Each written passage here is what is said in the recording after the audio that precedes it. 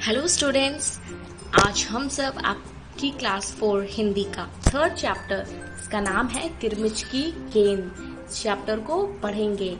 किरमिच की गेंद, किरमिच शब्द जो आया है यहाँ पे, इस किरमिच का मतलब क्या होता है? एक मोटा सा कपड़ा। आप लोगों ने बॉल देखी होगी, बॉल प्लास्टिक भी होती है, प्लास्टिक की भी होती है और कपड़े की भी होती है। तो वो जो कपड़ा होता है बहुत मोटा मोटा कपड़ा होता है, उसे ही हम क्या बोलते हैं? किरमिच। तो किरमिच की गेंद।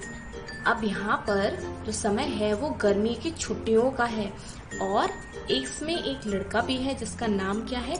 दिनेश। तो कहानी को पढ़ना प्रारंभ करते हैं। गर्मी की छुट्टियां थी। दोपहर के समय दिनेश घर में बैठा कोई कहानी पढ़ रहा था। तभी पेड़ के पत्तों को हिलाती हुई कोई वस्तु धम से घर के पीछे वाले बगीचे में गिरी। दिनेश आवाज से पहचान गया कि वह वस्तु क्या हो सकती है। वह एकदम से उठकर बरामदे की चिक सरकाकर बगीचे की ओर भागा। यानी कि गर्मियों का समय था और दिनेश क्या कर रहा था? कहानी पढ़ रहा था। तभी वहां पर एक चीज आती है जो कि बगीचे में आकर के गिर जाती है और वो एकदम से दिनेश उठता है और भागता हुआ चला जाता है बरामदे की चिक को सरका कर। यहाँ पे जो चिक शब्द आया है, उस चिक का अर्थ क्या है? बांस की जो लकड़ियां होती है उनसे जो बना हुआ पर्दा होता है ना, आप लोगों ने देखा होगा शायद, वो पर्दे को हम क्या बोलते हैं? चिक। तो उसको सरका कर वो तुरंत बगीचे की ओर भाग जाता है। अब गर्मी का समय था तो कैसी होगी? बहुत ज्यादा धूप रही होगी ना, और लू भी चल रही होगी। तो उसकी माँ ने उसको डांटा। कैसे डांटा? अरे अरे बेटा, कहाँ जा रहा है?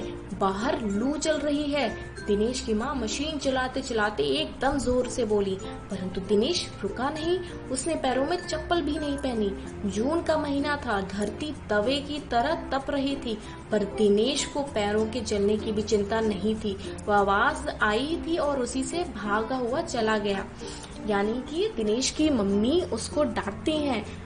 मशीन चला रही थी उसकी मम्मी। क्या चला रही थी? मशीन, यानी कि सिलाई मशीन जिससे कपड़े सिलते हैं। और वह तुरंत उसके ऊपर चिल्लाई कि बाहर तो लू चल रही है। लू का मतलब क्या होता है? जो गर्मियों में तेज हवा चलती है, गर्म तेज हवा, उसी को क्या बोलते हैं? लू। तो मम्मी, उसकी माँ ने उसको खूब डांटा कि आपको बाहर नहीं जाना चाहिए, लेकिन दिनेश रुका नहीं और उसने चप्पल भी नहीं पहनी थी पैरों में। और महीना कौन सा था? जून का। तो जून के महीने में बहुत गर्मी होती है ना, फिर भी उसने कोई चिंता नहीं करी इसकी और वो बस भागता हुआ चला गया। अब सामने की क्यारी में भिंडियों के ऊंचे ऊंचे पौधे थे। एक और सीताफल की घनी बेल फैली हुई थी। क्यारियों के चारों ओर हरे हरे केले के वृक्ष लहरा रहे थे। दिनेश ने को पलटना प्रारंभ किया। जब वहां कुछ नहीं मिला तो उसने सारी सीताफल की बेल छान मारी। तो जैसे ही वो क्यारी में पहुंचा तो उसे दो पौधे दिखाई दिए, एक भिंडी के और दूसरे सीताफल के। उसने उन और केले का वृक्ष भी दिखाई दिया। उसने उन तीनों को खूब अच्छे से खोजा उसमें उस चीज को, लेकिन उसे वो चीज नहीं मिली जिसकी आवाज सुन के वो आया था। अब बराबर में ही घूस ने गड्ढे बना रखे थे। ढूंढते ढूंढते जब उसकी निगाह उधर गई तो उसने देखा कि गड्ढे के ऊपर ही एक बिल्कुल नई चमचमाती किरमिच की गेंद पड़ी है। दिनेश ने हाथ बढ़ाकर गेंद उठा ली। लगता था जैसे किसी ने उसे आज ही बाजार से खरीदा है। तो अब जब ना तो भिंडी के पौधे में मिली, ना तो सीताफल की बेल में और ना ही केले के वृक्ष में उसे कोई भी चीज नहीं मिली, तब उसने जो घूस में जो गड्ढे बन गए थे वो वहां पे ढूंढा उसने, तो उसे वहां पे एक किरमिच की गेंद मिली। वो भी कैसी? एकदम नई।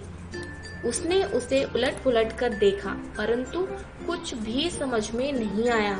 नजर उठाकर उसने पास की तिमंजिली इमारत की ओर देखा कि हो सकता है किसी बच्चे ने इसे ऊपर से फेंका हो, परंतु उस इमारत के इस ओर खुलने वाले सभी दरवाजे और खिड़कियां बंद थे।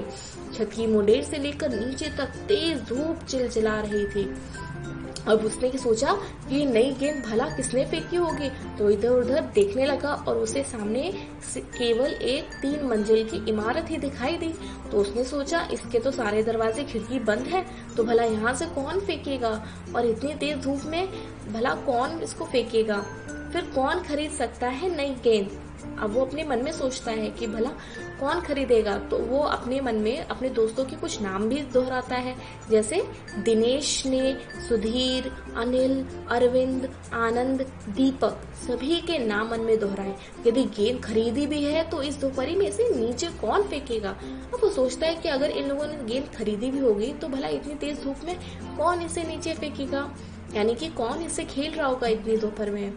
हो न हो यह गेंद बाहर से ही आई है।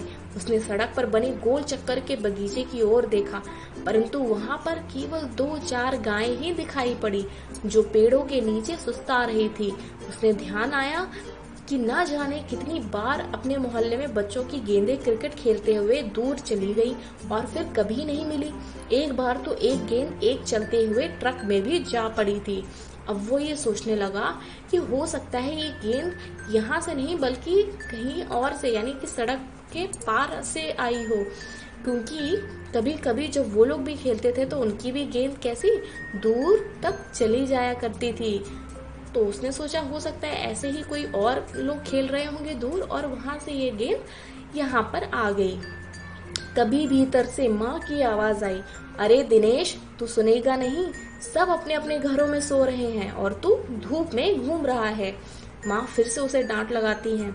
दिनेश गेंद को हाथ में लिए हुए भीतर आ गया। ठंडे फर्श पर बिछी चटाई पर वह लेट गया और सोचने लगा, भले ही यह गेंद मोहल्ले में से किसी की ना हो, परंतु ईमानदारी इसी में है कि एक बार सबसे पूछ लिया जाए। अब दिनेश सोचने लगा, यहाँ पे ये गेंद तो किसी की नहीं लग रही, लेकिन मैं ईमानदार हूँ तो मुझे एक बार सबसे पूछना तो जरूर चाहिए। अब चूंकि गर्मियों की छुट्टियां चल रही थी तो बच्चों ने क्या किया था, अपनी सुविधा के लिए क्लब बना लिया था। कैसे? गर्मी की छुट्टियां थी, बच्चों ने खेलने की सुविधा को ध्यान में रखते हुए एक क्लब बनाया हुआ था। उस क्लब में सभी बच्चों के लिए बल्ले थे और गेंद खरीदने के लिए वे आपस में क्लब का चंदा देकर पैसे इकट्ठे कर लेते थे। यानी कि सभी बच्चों ने अपने खेलने के लिए क्या किया, एक क्लब बना लिया और उसी क्लब में सभी बच्चों के बल्ले रहते थे और जब उन्हें गेंद की जरूरत पड़ती थी तो आपस में वो डोनेशन कर लेते थे और उसी से गेंद ले आते थे। जैसे आप लोग भी कर लेते हो ना कभी कभी, एक ही कई लोग पैसे इकट्ठे करके फिर सभी लोग एक बॉल ले आते हो, वैसे ही इन बच्चों ने भी ये जुगाड़ कर रखा था। शाम को सारे बच्चे इकट्ठा हुए। दिनेश ने सभी से पूछा, मुझे एक गेंद मिली है, अगर तुम में से किसी की गेंद खोई हो तो वह गेंद की पहचान बताकर गेंद मुझसे ले सकता है। अब दिनेश के मन में ईमानदारी की बात उसने सोची, तो इसलिए उसने सभी से पूछ लिया कि ये गेंद तुम में से किसी की तो नहीं है। तभी अनिल बोला, गेंद तो मेरी खो गई है। कब खोई थी तेरी गेंद? यही कोई 4 महीने पहले। तो वह गेंद तेरी नहीं है, दिनेश ने कहा। अब अनिल ने कहा जब कि गेंद उसकी खोई है तो दिनेश ने मना क्यों किया कि उसकी गेंद नहीं है ये? उसने कैसे जाना? उसने ऐसे जाना क्योंकि अनिल ने बोला कि उसने 4 महीने पहले ये गेंद खोई थी, जबकि गेंद अभी कैसी थी, एकदम नई। जब दिनेश ने गेंद को ढूंढा था तब क्या कहा था दिनेश ने कि ये गेंद तो एकदम नई जैसी लग रही, जैसे अभी कोई बाजार से लेकर आया हो। तब वो तुरंत समझ गया कि अनिल ने जब बोला कि 4 महीने पहले उसने खरीदी थी तो दिनेश तुरंत समझ गया कि ये उसकी गेंद हो ही नहीं सकती, क्योंकि वह गेंद तो एकदम नई है।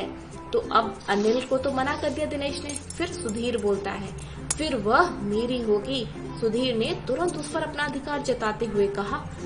वह कैसे? दिनेश ने फिर पूछा। तू मुझे गेंद दिखा दे, मैं अपनी निशानी बता दूंगा। वाह, ये कैसे हो सकता है? दिनेश बोला। गेंद देखकर निशानी बताना कौन सा कठिन है, बिना देखे बता तब जानू। अब दिनेश भी दिमाग वाला है, वो भी बोल देता है कि ऐसे कैसे, निशानी मैं पहले क्यों बताऊं, पहले तुम बिना देखे बताओ कि क्या है निशानी उसकी, तब मैं तुम्हें गेंद दिखाऊंगा। गेंद दिखा दूं उसके बाद तो तुम निशानी कैसे भी बता सकते हो। तभी ऊपर से दीपक उतर आया। अब एक नया दोस्त आता। अभी अनिल था, सुधीर था, भी एक नया दोस्त ऊपर से आता है, दीपक। दीपक अपना मतलब सिद्ध करने तथा अवसर पड़ने पर सभी को मित्र बना लेने में चतुर था। गेंद की बात सुनकर दीपक बोला, गेंद मेरी है। अब सभी लोग साथ में मिलके पूछने लगे, कैसे तेरी है? कल ही तो तू कह रहा था कि इस बार तेरे पापा तुझे गेंद लाने के लिए पैसे नहीं दे रहे हैं। अब सभी दोस्त उससे कहते हैं कि अभी कुछ दिनों पहले तुमने कहा था कि पापा तुमको पैसे नहीं दे रहे गेंद लाने के लिए, और अब ये गेंद तुम्हारी हो गई। मेरी गेंद तो 5 महीने पहले खोई थी, दीपक ने कहा। जब बड़े भैया की शादी हुई थी ना, तभी सुनील ने मेरी गेंद छत पर से नीचे फेंक दी थी। अब दिनेश फिर जान गया कि ये गेंद दीपक की नहीं है, क्योंकि दीपक ने क्या कहा? दीपक ने कहा कि ये गेंद 5 महीने पहले खोई थी, और जबकि ये गेंद कैसी है? ये गेंद है नई। तो इसलिए ये बात दीपक की गलत हो गई। तभी सुनील ने मेरी गेंद छत पर से नीचे फेंक दी थी, ऐसा उसने बताया, लेकिन दीपक की बात गलत थी और दिनेश ही अच्छी तरह से जान गया कि ये गेंद दीपक की नहीं है। दीपक की गेंद 5 महीने पहले खोई थी, और यह कभी हो ही नहीं सकता कि गेंद 5-6 महीने पड़ी रहे और उस पर मिट्टी का एक भी दाग ना लगे। दीपक ने कहा, मैं कुछ नहीं जानता, गेंद तो मेरी है और सिर्फ मेरी है। लेकिन दीपक तो बहुत चतुर था, इसलिए वो हट करने लगा, जिद करने लगा, बोला कि गेंद तो मेरी है। अरे जा जा, बड़ा आया गेंद वाला, क्या सबूत है कि यही गेंद नीचे फेंकी थी? अनिल ने पूछा। अब अनिल भी, दीपक तुम्हारी ये गेंद कैसे है? इसका कोई सबूत है तुम्हारे पास? दीपक ने कहा, हाँ सबूत है, मुझे गेंद दिखा दो, मैं फौरन बता दूंगा। दिनेश ने देखा कि झगड़ा बढ़ रहा है। गेंद हथियाने के लिए दीपक सुधीर और सुनील का सहारा ले रहा है।